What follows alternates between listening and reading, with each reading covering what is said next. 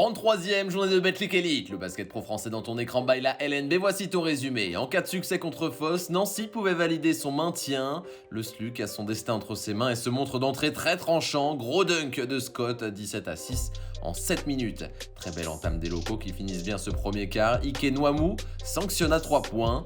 A noter une nouvelle grande performance pour Frank Mason, complètement intenable. Le meneur va inscrire 24 unités contre Foss, son record en carrière. En LNB, les Bayers tentent de s'accrocher, revenus grâce à un superbe troisième quart de Garlon Green, comme souvent, qui joue de son expérience pour ramener les siens.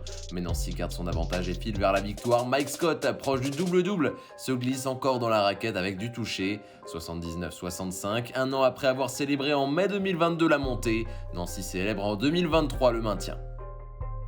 Le Portel était en déplacement à la Meilleray, maintenu une nouvelle fois en Betclic Elite. Les hommes d'Éric Girard jouaient sans pression, Mike Sell libre dans le corner. Cholet en difficulté dans les 10 premières minutes se reprend bien dans les 10 suivantes en inscrivant 25 points. Artis trouve à l'opposé Robino qui shootera au buzzer, 37-43 à la pause. Sauf que le Portel se montre redoutable au retour des vestiaires avec une incroyable adresse, 44% derrière la ligne pour l'ensemble de la partie des nordistes. Mangin à 2 sur 3, Ifi à 3 sur 6 qui serre la main en feu. Ryan Mikesell, MVP avec 19 points, à 5 sur 7 derrière la ligne tout en prenant 7 rebonds. Le SSM s'impose et met le doute du top 8 pour CB qui finalement se qualifiera avec son match en retard contre Boulogne-le-Valois. Justement, en parlant des Mets, voici le derby du 92 à Maurice Thorez. Mené 12-0, Nanterre marque enfin après 4 minutes grâce à Justin Bibbins. En cette fin de saison, Vincent Collet côté Boulogne-le-Valois donne du temps de jeu à Armel Traoré qui lui rend bien, tête au cercle pour ce chevalier du ciel. Solide retour des hommes de Donadieu grâce à Benjamin Sen, 47-46. Les locaux passent devant pour la première fois dans l'entame du troisième quart. Sauf que les Mets 92 restent sûrs de leur force. Travail de titan de Tashon Thomas qui est dans tous les bons coups, 21 points, 8 rebonds, dont 4 offensifs. Devante Jones assurera la victoire avec là aussi un N1. Le meneur finit fort devant Miralem Alilovic. A noter pour son dernier retour, là où tout a commencé, la perf énorme de Wembanyama, 25 points, 17 rebonds, victoire de son équipe à Nanterre. La deuxième place n'est pourtant pas encore garantie.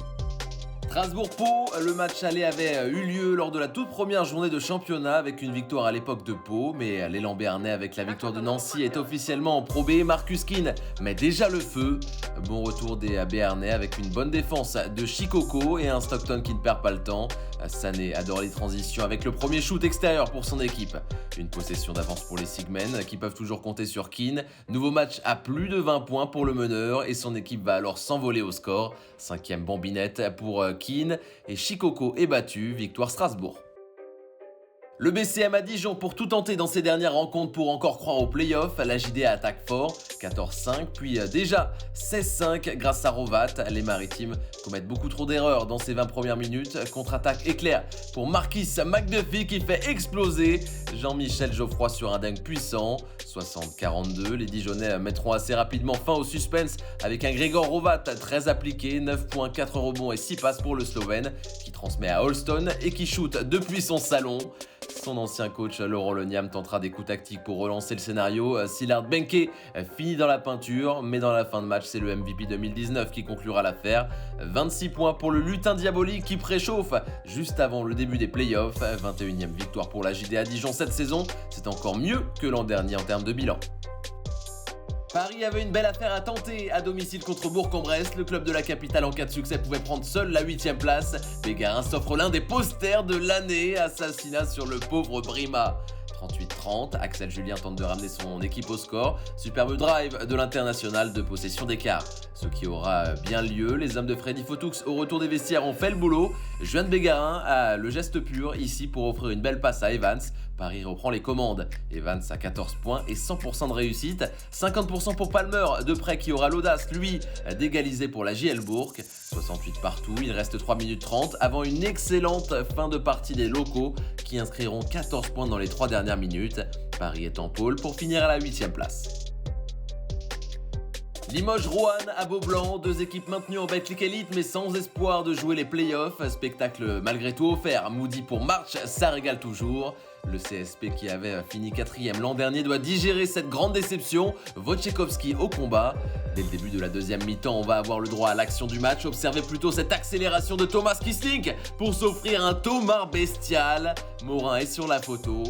Vengeance quelques instants plus tard de l'intérieur de Roanne sur un 2+1 assez tranquille. Et surtout, la chorale qui va faire le trou dans la fin de rencontre, plus 15. Ici, cette attaque est menée rapidement avec la jeunesse du club. Arthur Brouillas jouera 23 minutes et signera son record en Betclic Elite. 9 points et même tout proche du double-double. Avec 10 rebonds, Limoges termine par une défaite dans son dernier match à la maison. L'Asvel peut toujours espérer chipper la deuxième place du classement au Metz 92 dans les derniers mètres de la course. En effet, Lyon-Villeurbanne face à Blois va signer sa 4e victoire consécutive et surtout sa 21e de la saison à une longueur des Metz, qui aura donc son destin entre ses mains face à Paris. Nando De Colo prend un shoot plein de confiance ici pour donner 10 points d'avance à son équipe. L'Astrobal se régale, avec un Matthews notamment qui trouve Charles Kahudi dans un angle improbable dans la raquette. L'homme prend le meilleur sur Mbaye Ndiaye. N1, 71-50, De Colo est un artiste mais sait aussi montrer les muscles quand il le faut. Le meneur de l'Asvel se débarrasse de son garde du corps, Corneli, avant de finir tout en puissance. L'addition est salée à l'arrivée, 102-77, Blois se maintient et c'est bien là l'essentiel. On termine à Gaston Médecin, là où Monaco s'est qualifié pour le Final Four de l'Euroleague. Premier club français à atteindre ce dernier carré de la compétition depuis 1997. Pas forcément impressionné pour autant, Le Mans joue ses chances à fond. Tarpey donne à Cameron McGriff l'occasion de s'exprimer. Dans les 4 dernières minutes, c'est chaud. 80-79, Abdou Ndoye, ancien de la Roca Team, fixe la défense et fait passe D pour un coéquipier démarqué. Les Sartois passent devant, ce qui a visiblement le don d'agacer les Monégasques, en particulier Alpha Diallo. En contre, le mal Alpha va écraser un poster terrible.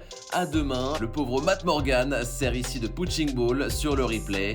Mais c'est bien les visiteurs qui vont s'imposer sur le rocher. Beaucoup de sérieux pour finir à plus de 100 points chez un cadre européen. La formation de Delors ne sera pas simple à jouer en play-off. Pour la dernière journée, tout se jouera en même temps ce mardi. Metz-Paris, Blois-Monaco ou encore un important Bourg-en-Bresse-Asvel.